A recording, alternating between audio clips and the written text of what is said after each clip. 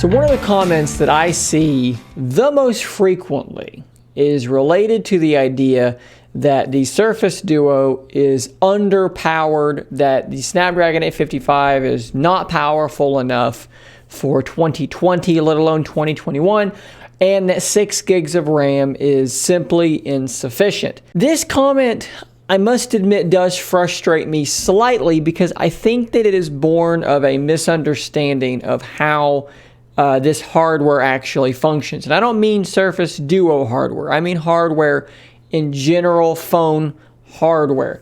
So what I wanted to do today is I'm going to take one more swing at sort of dispelling the notion that you need the Snapdragon 888 and you need 12 gigs of RAM or whatever it may be in order for your device to be capable of being productive or getting things done, etc., etc. Now, in the past, I've tried this before. In fact, I made a video where I showed the Surface Duo running PUBG twice, once on each screen at the same time, with no frame dropping, no problems at all. And I thought that that would indicate that, well, if it can play 2 high-end games at the same time, surely it can run, multiple apps at once.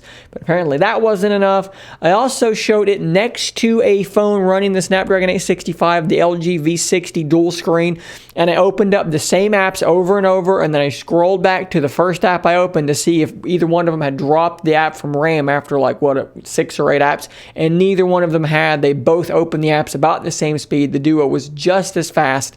I thought maybe that would do the trick, but apparently that was not sufficient either. So I doubt that this video will change anything for most people that are making these comments, but I wanted to do it anyways just because, I wanted to just take one more swing at it. So in particular, the RAM issue has come up a lot because there was a listing in a UK website about a Surface Duo with 8 gigs of RAM, and a lot of people were like, oh, it should have been 8 gigs from the start. I want to preface things thusly. If your argument for Surface Duo needing a newer chipset and more RAM is because you think at that price you ought to get the best features, the top of the line stuff, fine. This video is not for you. And if you stated your comment in that way, I've got no problem with your comment. If your comment said something to the effect of Surface Duo is underpowered, it's not got enough RAM, this comment is for you because it is not true. It is my opinion that the ever-increasing amount of RAM in modern smartphones is stupid and pointless and is nothing more than a spec war, similar to how the megapixel war went crazy and is kind of ridiculous as well. You get diminishing returns at these levels. So before I get started on this whole RAM conversation, maybe I need to dispel some misconceptions about what RAM actually is. RAM is your random access memory. And basically, here's how this works. You have an app that is on your phone or your laptop or anything that has RAM, but we're going to talk about phones. You touch that icon on your phone and a portion of that app is pulled off of your disk, which is to say your solid disk drive, your SSD, your storage where it lives.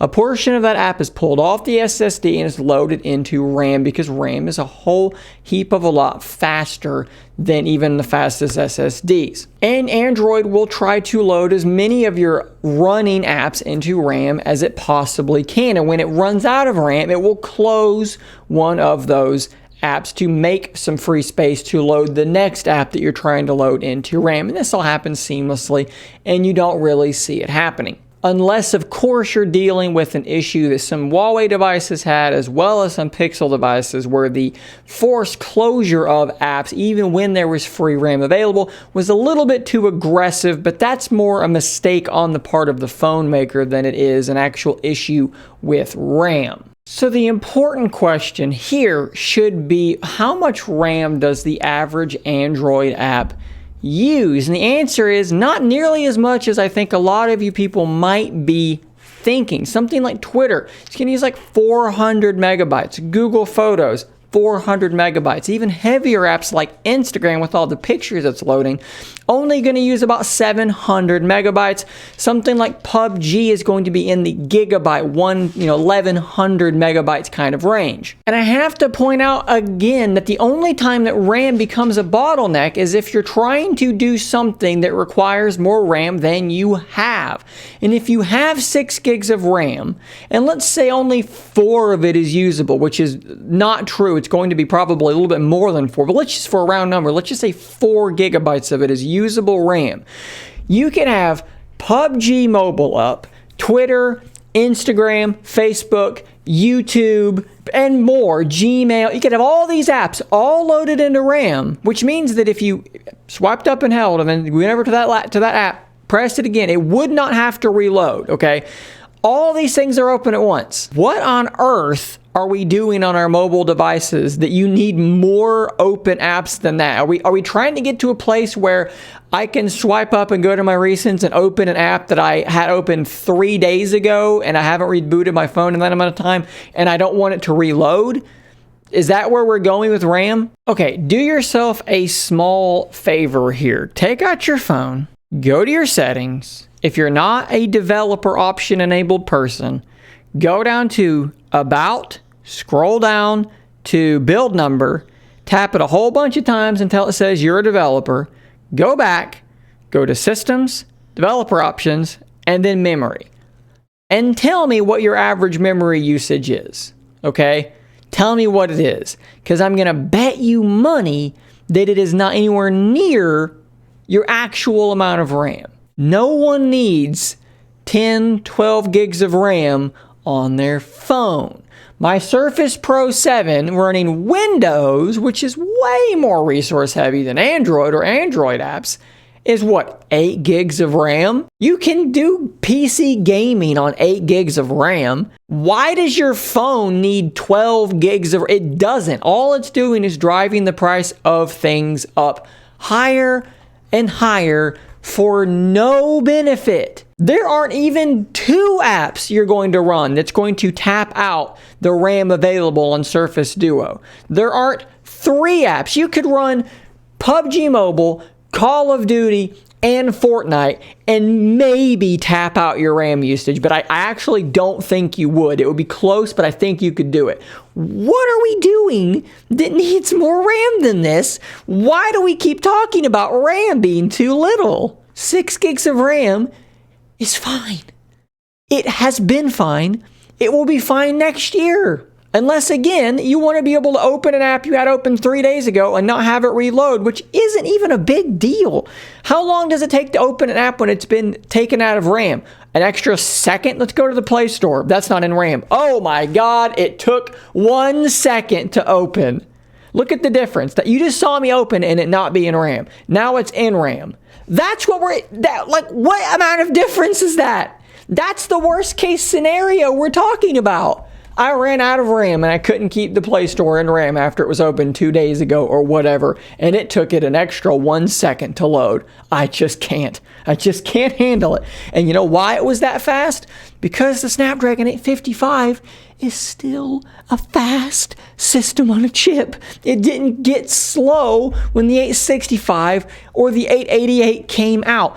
We were just talking about, not that long ago, the OnePlus 7 Pro comes out and oh my God, it's so fast. You blink and the apps are loaded. Oh my God, it's so fast. If I took my OnePlus 7 Pro out and I held it up next to a Snapdragon 865 device or whatever, an Exynos 2100 or a 888 Snapdragon, and I open up the same apps together, you know how much difference there would be in the actual opening of apps? We're talking milliseconds. It is not as if the S21 Ultra will open the app in half a second and the Snapdragon 855 takes 5 seconds. It's not even close to that. We're talking about parts of seconds of difference in opening apps. If you really care deeply about this, are you running benchmarks and going, well, this phone benchmarked here and mine benchmarked here, so I'm not happy with my phone. What's your life like? Are you just miserable about everything that isn't the best possible thing? Is this making sense? Is it making sense to you that it might be that we're pushing specs to a place that are unnecessary? that there are diminished returns, that it doesn't matter anymore. 95% of people do with their phones 95% of the time. Even people like us that are techie people. You know, look, Excel doesn't take 6 gigs of RAM to run. It doesn't. It probably doesn't even take a gig. It's pretty lightweight in terms of, you know, RAM usage. People don't use their phones or their computers for much more than Instagram, Twitter, Facebook, etc. And even if you are a techie person, I'm sorry, go to that screen and tell me what your average RAM usage is, because it's not capping out. It's just not. All right, that is the end of my rant. This concludes my TED Talk. Thank you for coming. Hopefully this is the last time I'm going to do this. And this doesn't just apply to the Surface Duo. This applies to any modern phone that's trying to sell you that you need 10, 12 gigs of RAM. You don't. No one does. Like I said, all that does is it lets you have more apps in RAM. You don't need to have an app in RAM you opened 3 days ago. I'll see you on the next video. Until next time, stay nerdy, my friends.